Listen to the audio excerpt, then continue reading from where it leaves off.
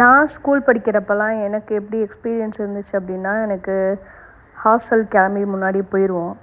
அந்த டைமில் வந்து எங்கள் அம்மா லஞ்ச் பாக்ஸ் கட்டி கொடுப்பாங்க. ஸோ அந்த லஞ்ச் பாக்ஸ்க்காக நாங்கள் வெயிட் பண்ணிகிட்ருப்போம். இப்போ வந்து பசங்களுக்கு அது மாதிரி எந்த பிரச்சனையும் இல்லை.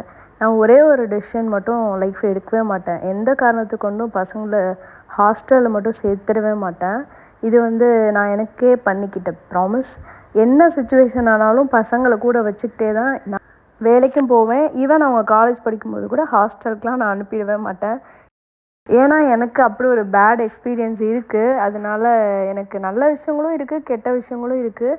பட் இருந்தாலும் எனக்கு அவ்வளோ பெரிய கஷ்டத்தை என் குழந்தைங்களுக்கு நான் கொடுக்கக்கூடாது. எங்கள் அம்மாவுக்கு சுச்சுவேஷன் அப்படி என்னால் என்னை ஹாஸ்டலில் சேர்த்தாங்க. அதுவும் நான் பண்ண சேட்டையினால் போய் சேர்த்தாங்க. மற்றபடி எங்கள் அம்மாவுக்கு ஹாஸ்டலில் போய் எங்களை சேர்க்கணுன்ற ஐடியாவே இல்லை. அண்ட் வந்து என் பசங்க எவ்வளோ சேட்டை பண்ணாலும் என் கூடயே தான் இருப்பாங்க. அண்ட் வந்து இன்றைக்கி மஷ்ரூம் பிரியாணி செய்யலான்னு சொல்லிட்டு ரெடி பண்ணிகிட்ருக்கேன். 2 பேரும் ஸ்கூலுக்கு போகிறதுக்கு அவ்வளோ ஆர்வமாக ரெடி ஆகிட்டாங்க. ஏன்னா இன்றைக்கி எல்லாமே புதுசு, பேகு, லஞ்ச் பேக் எல்லாமே புதுசாக இருக்கிறதுனால ஒரு ஆர்வம், எக்ஸைட்மெண்ட், ஃப்ரெண்ட்ஸ்கிட்ட போய் அதெல்லாம் காட்டணும், பீத்தணும் அப்படின்ட்டு எல்லா குழந்தைங்களுக்கும் இருக்கிறது தான். அண்ட் வந்து மஷ்ரூம் பிரியாணி காரம் இல்லாமல் வெறும் பிரியாணி மசாலா மட்டும் போட்டு செஞ்சேன். 4th அன்னைக்கு தான் ஷூட் எடுத்துகிட்ருக்கேன். மார்னிங் ஒரு 3:30க்கு எழுந்திரிச்சேன். இப்போ வரைக்கும் நான் தூங்கலை.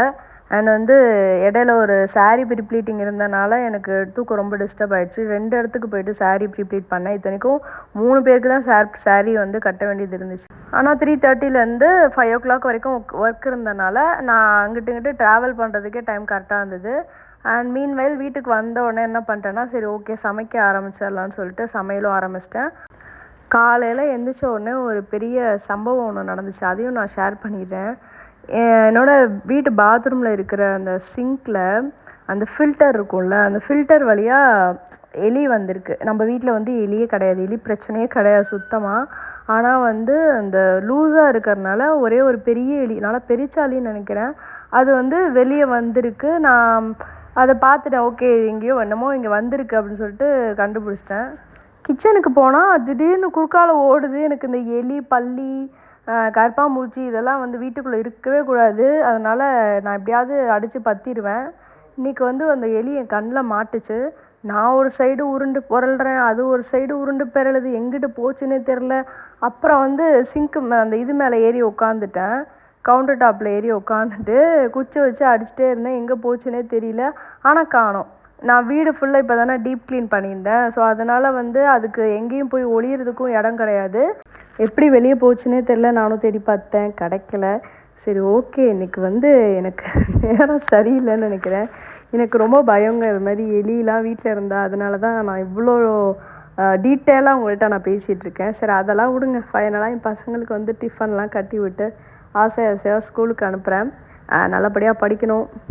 கண்டிப்பாக நீங்கள் எல்லாருமே ப்ளெஸ் பண்ணுவீங்கன்னு நம்புகிறேன். மஷ்ரூம் பிரியாணிக்கு வந்து ரைத்தா வச்சுருக்கேன் தொட்டுக்க. அப்புறம் வந்து ஸ்நாக்ஸ், இன்றைக்கி வந்து டியூஷன் கிடையாது, அதனால் ஸ்நாக்ஸ் வந்து கிரேப்ஸ் வச்சுருக்கேன். ஸோ ஃபஸ்ட்டு டேன்றதுனால எல்லாமே அவங்களுக்கு பிடிச்ச மாதிரி தான் ரெடி பண்ணியிருக்கேன். ஃபைனலாக வந்து வாட்டர் பாட்டிலில் தண்ணி ஃபில் பண்ணியாச்சு.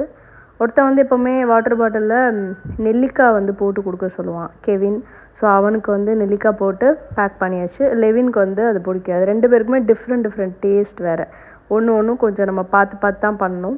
அண்ட் வந்து ஃபைனலாக பேக் எல்லாமே ரெடி பண்ணி உட்கார வச்சாச்சு. இன்றைக்கி ஃபஸ்ட்டு டேன்றனால கொஞ்சம் ஒரு 1/2 hour பிஃபோராகவே 2 பேருமே கிளப்பியாச்சு. ஃபைனலாக வந்து டவலும் வந்து உள்ளே வச்சாச்சு. ஆக்சுவலாக இது மறந்துட்டேன், ஃபைனலாக தான் எடுத்து வச்சேன். வீடியோ எடுக்கிறது என்னோடய பெரிய பையன். 2 பேரும் வந்து நீட்டாக கிளம்பிட்டாங்க. இன்றைக்கி யூனிஃபார்ம் தான் போடணும். பட் வந்து சரி நம்ம இன்னும் ஃபஸ்ட்டு டே அன்றைக்கி கலர் ட்ரெஸ் போட்டு விடலாம். அதுவும் ஃப்ரெண்ட்ஸ் எல்லாருமே கலர் ட்ரெஸ் தான் போட்டு வருவாங்க ஒரு சிலவங்க. அதனால் அதே போட்டு விட்டாச்சு.